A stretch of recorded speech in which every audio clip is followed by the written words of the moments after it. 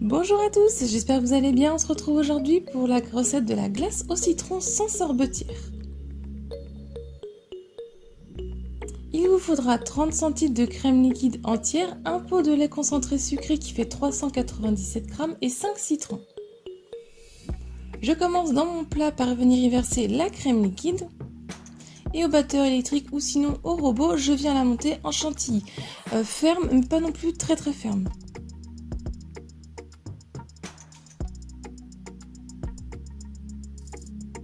Une fois qu'elle est suffisamment ferme, j'arrête de mélanger. Je viens prendre mes citrons et je vais venir donc récupérer le jus.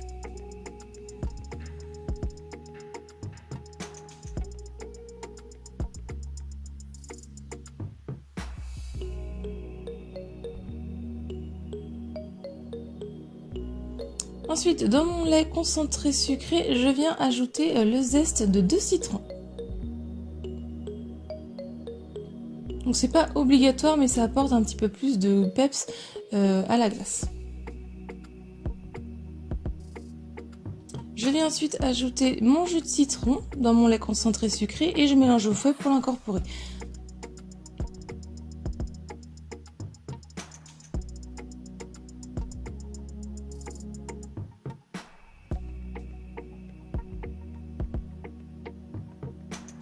Ensuite, je viens ajouter en plusieurs fois en petite quantité le lait concentré dans ma chantilly et avec la maryse, je viens mélanger délicatement pour l'incorporer. Donc vous allez voir, vous allez obtenir un mélange qui va venir assez liquide mais qui reste quand même un peu mousseux.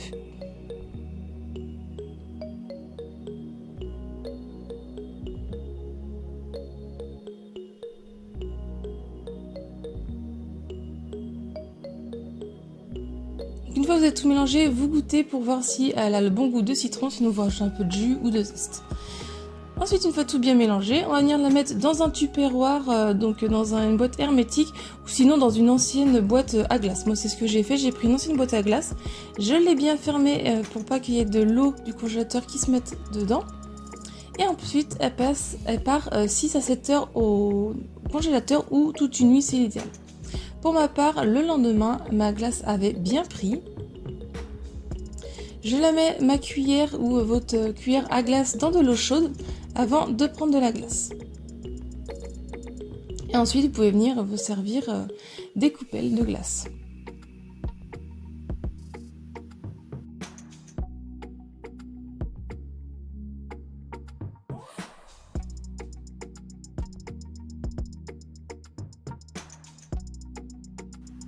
La recette est terminée, vous avez vu c'est très facile à faire, très simple.